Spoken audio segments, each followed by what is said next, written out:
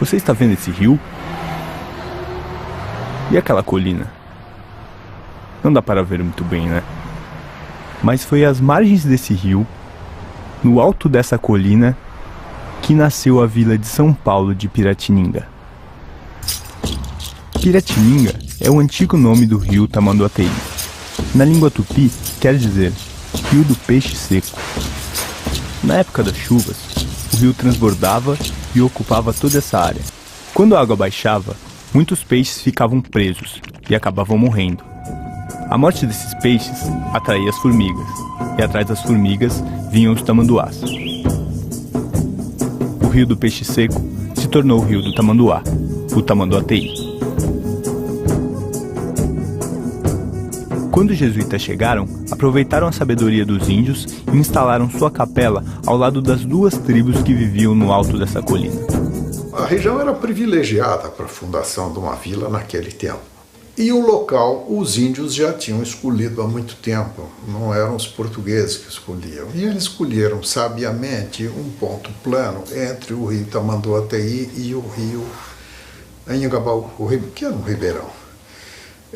Portanto, eles tinham, num lado, um local fácil de um rio menor, local que tinha mata nesse tempo para pegar água limpa para consumo, e do outro lado o rio Tamanduateí, que era maior, pelo qual eles chegavam ao Tietê e podiam circular em toda a região por via fluvial.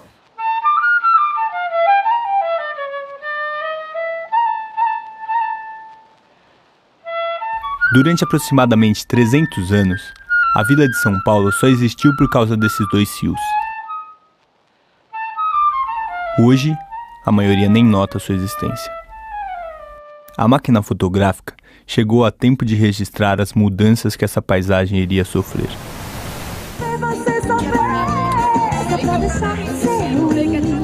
Eu vou fazer você chorar, se humilhar, ficar correndo atrás de mim.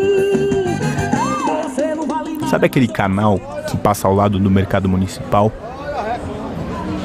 Esse aí é o rio Tamanduateí. Um dia, ele já beirou a rua 25 de março. E nas suas margens havia um porto. Naquele tempo, essa já era uma área de intenso comércio popular. Ali se encontrava o Mercado dos Caipiras, local onde pescadores e produtores rurais comercializavam seus produtos. A expansão do café pelo interior do estado atraiu investimentos para São Paulo. Em 1867 é inaugurada a ferrovia São Paulo Railway, a única ferrovia que fazia ligação com o mar. Ela utilizou o Vale do Tamanduateí como rota, reforçando a posição estratégica da cidade como ponto de encontro de várias ferrovias.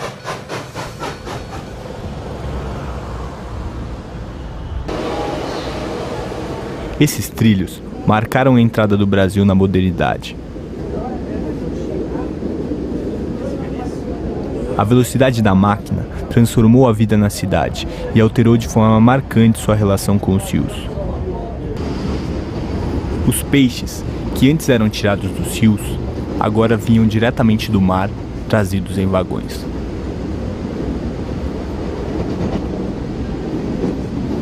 As distâncias se encurtaram e, pouco a pouco, Os rios, que eram a razão da existência da cidade, tornaram-se obstáculos ao seu crescimento.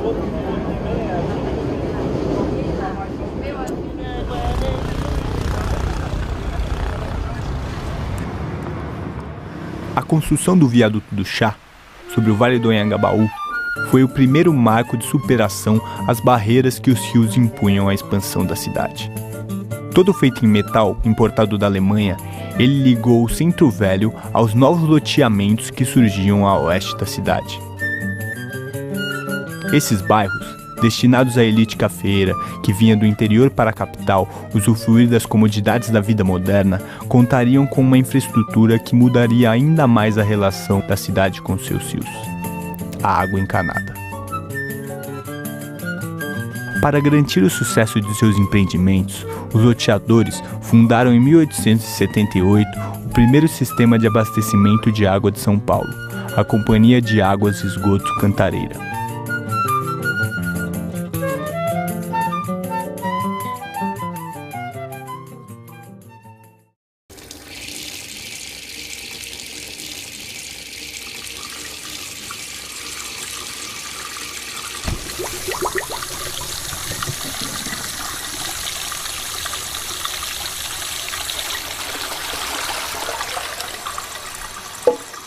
Quanto maior o número de pessoas, maior a necessidade de água. Quanto maior o consumo de água, maior o esgoto gerado. Esse esgoto era despejado nas várzeas dos rios que cruzavam a cidade, o que causava um grave problema sanitário. O presidente da província, que seria o prefeito de hoje, já estava endividado, que é uma questão crônica, né? Precisava fazer caixa. E alguém deu uma ideia para ele e falou assim: olha, senhor presidente da província, por que o senhor não pega essa área que é o leito maior dos rios, que é um matagal cheio de mosquito, aproveita, né, essa questão dramática, né, das doenças, e a gente aterra, loteia e vende isso. Ou seja, os argumentos sanitaristas, né, e hidráulicos serviram para um verdadeiro objetivo mercantilista, né? A elite paulistana sonhava em construir uma cidade como as que vinham em suas viagens pela Europa. E seus rios não se encaixavam nesse sonho, não do jeito que eram. A solução escolhida foi transformar os rios, cortar suas curvas e afundar seu leito. Assim, eles levariam o esgoto mais rápido, para longe da nossa vista. O Tamanduateí se viu aleijado de suas antigas margens. O rio cedeu seu espaço e foi quem pagou a conta das reformas urbanas. Na década de 20, os dois rios que dividiam a cidade foram transformados em parques. O Parque do Anhangabaú, sobre o riacho com seu nome, já canalizado e enterrado, e o Parque Dom Pedro II, às margens do rio Tamanduateí. Os dois rios, entre os quais a cidade havia sido fundada, não representavam mais limites à sua expansão. Mas a metrópole crescia em ritmo acelerado. Em pouco tempo, ela se encontraria na mesma condição, barrada entre rios. Estes rios que nós temos, o Rio Pinheiros e o Tietê, são rios de planície. E rios de planície são lentos, serpenteiam na superfície por onde escorrem, formam meandros. Então esses dois rios aqui nossos eram cheinhos de meandros, bonito que você nem imagina, sabe? Serpenteando sobre a várzea. E que de uma cheia para outra eles até mudavam de lugar. E mudavam de lugar dentro de uma superfície que é a várzea de inundação periódica do rio. Essas áreas, ocupadas pelas águas apenas em uma fase do ano, despertavam enorme interesse imobiliário. As inundações castigavam a população mais pobre que se submetia a morar nas baixadas, o que criava um transtorno político, que alimentava as discussões sobre a canalização do rio Tietê. Nós tivemos aqui em São Paulo, na Escola Politécnica, dois embates ideológicos. Um do grande engenheiro sanitarista chamado Saturnino de Brito, Francisco Saturnino de Brito, que projetou, por exemplo, os canais de Santos. Ele era presidente da Comissão de Melhoramento do Rio Tietê em 1922, 1920. E como presidente da Comissão de Melhoramento do Rio Tietê, ele propunha o seguinte, o resgate, que ainda dava tempo, da orla fluvial urbana, do primordial logradouro público da futura metrópole. Ele dizia o seguinte, que nós devíamos garantir a integridade do leito maior, ou da várzea do Rio Tietê, que tinha uma largura média de 1 quilômetro a 500 metros. E, na verdade, para o Saturnino de Brito, toda a confluência de rio, aqui na metrópole de São Paulo, teria que ser formado um lago, como o Lago de Ibirapuera.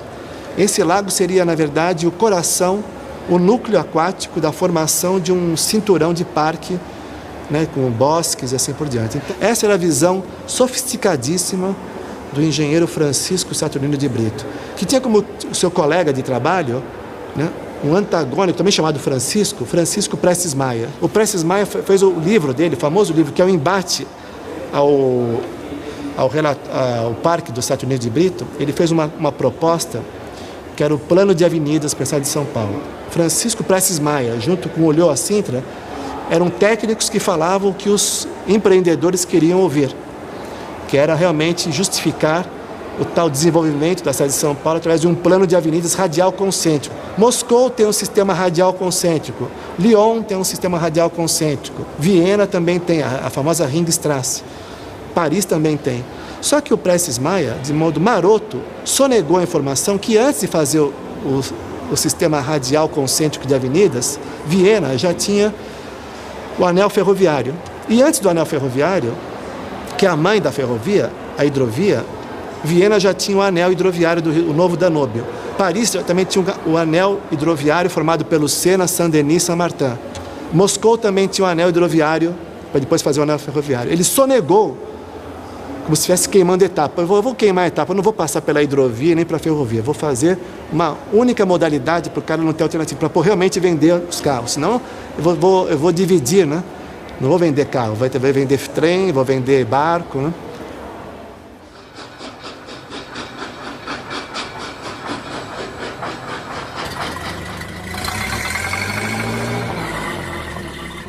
O carro em São Paulo, ele é carregado de uma carga simbólica que talvez não seja em outros lugares, porque houve, principalmente até os anos 20, até o fim da República Velha, uma confusão entre o automóvel e a identidade em São Paulo.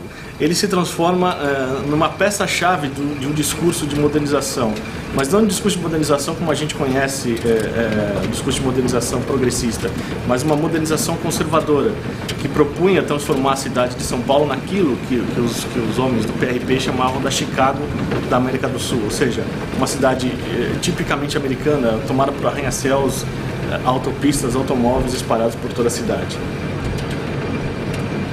No ano de 1938, Prestes Maia foi nomeado prefeito de São Paulo e começou a concretizar as obras de seu plano. Para construir uma avenida, seria necessário desocupar uma grande área. O plano propunha utilizar os fundos de vale, área dos rios e dos córregos, para a construção dessas novas avenidas. Impróprias para a construção, essas áreas, úmidas e alagadiças, eram os espaços vazios na cidade, o que garantia baixos custos com desapropriações e a valorização dos entornos após a obra.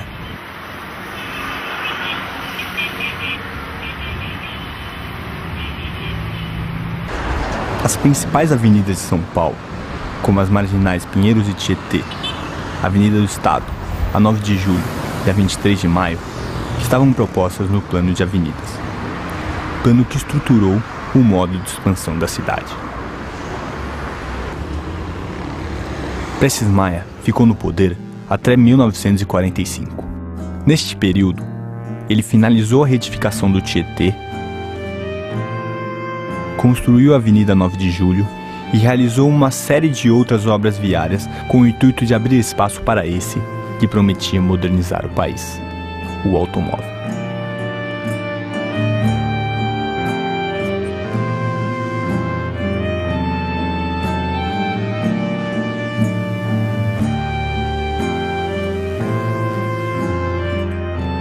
Nas décadas seguintes, várias outras avenidas fundo de vale foram construídas.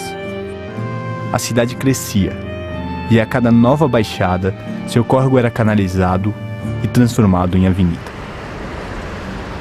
O plano de avenidas inaugurou uma prática que se estabeleceu como modelo na estruturação da cidade, onde o espaço das águas se transformou no espaço dos carros.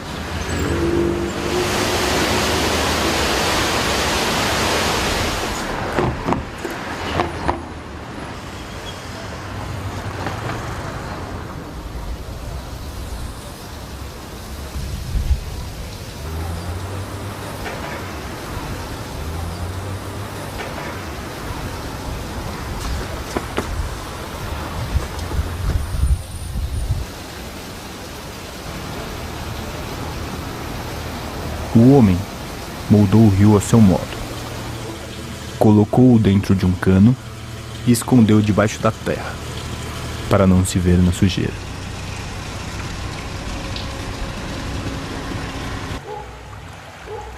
Mas isso não mudou a natureza do rio. Quando a chuva cai, é para lá que a água vai. E se não tiver espaço, ela toma o que for necessário.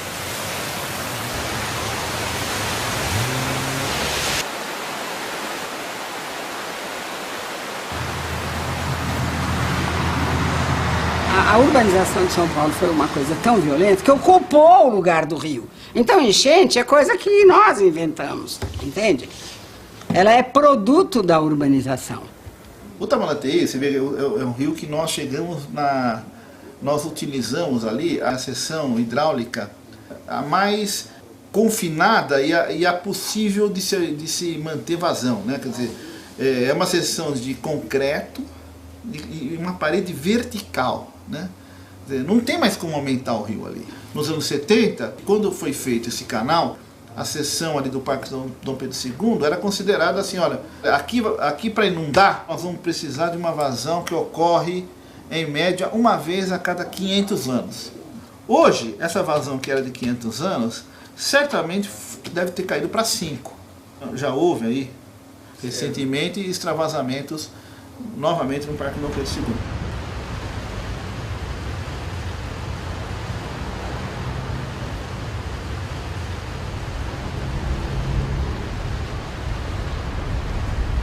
A cidade deu as costas para os rios.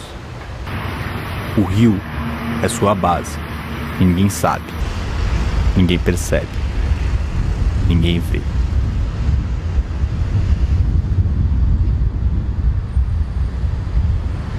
A espinha dorsal dessa arquitetura da cidade são os rios urbanos. Quer dizer, se a gente realmente quer resolver o problema do rio, nós temos que resolver o problema do deslocamento. É impossível fazer com que a cidade esteja de frente para o rio se nós não resolvemos o problema de deslocamento de 20 milhões de pessoas na cidade.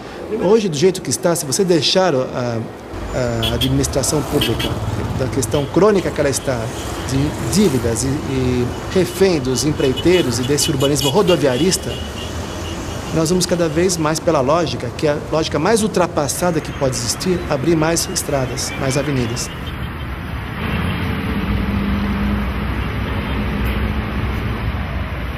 Seu acesso é perigoso.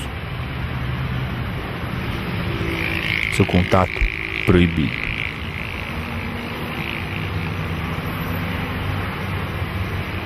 Mais uma barreira. Mais uma ação que reafirma a única vocação que demos aos nossos rios.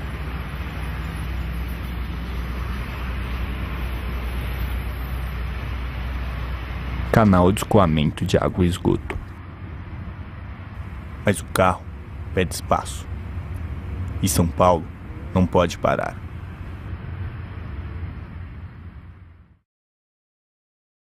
Você está vendo essas colinas? Essas ainda dão para ver, né? Mas provavelmente, em pouco tempo, essa paisagem será profundamente alterada. Aqui, no Parque Santa Luzia, em Mauá, nasce o rio Tamanduateí.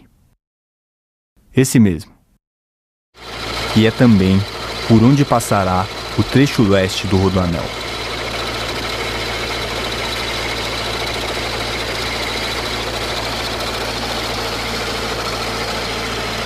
que está previsto o traçado do rodoanel. Segundo eles, não passa na nascente. A nascente está um pouquinho mais abaixo, né?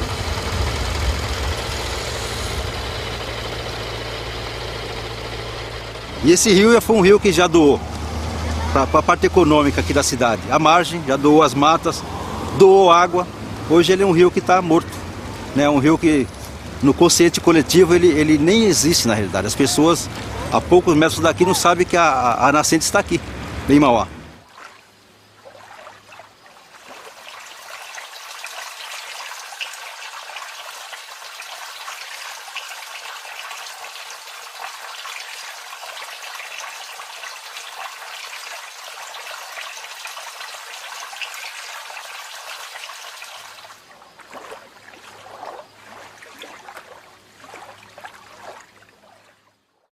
A fragilidade institucional do Brasil leva ao quê? A uma proeminência do privado sobre o público. Existe uma área pública, entrega-se a área pública para o privado, especulação imobiliária vence, ou então, olha, nós temos o dinheiro X para construir mais linhas de metrô. Não, vamos construir mais pistas na marginal, porque é bom para os automóveis. E você nota a grande tendência em se investir sempre, dar preferência sempre ao transporte individual. Nós estamos todos abduzidos por esse urbanismo rodoviarista. Todo mundo acha que precisa do automóvel, quando na verdade não precisamos. Então, dentro dessa visão de reversão disso, no lugar de fluxo, falar de percurso, no lugar de esterilizar as ruas com esse urbanismo rodoviarista, transformar os passeios públicos numa rua viva, no urbanismo da confiança e não do medo, que hoje as pessoas estão trancadas nos carros, não é isso? São resignadas a esse pau de arara chamado de ônibus. Felizmente, de todas as obras de arte da humanidade, a cidade é a principal obra de arte. E, felizmente, é uma obra de arte aberta e inconclusa. Então, a difícil arte de construção do espaço público, que é coletivo, né, passa por esse reconhecimento, por essa crítica, e nós nos reinventarmos cotidianamente. Esse rio fomos nós que poluímos, abduzidos, resignados, submetidos a esse olhar do colonizador. Cabe a nós conceber o espaço em que queremos viver. O que vamos valorizar?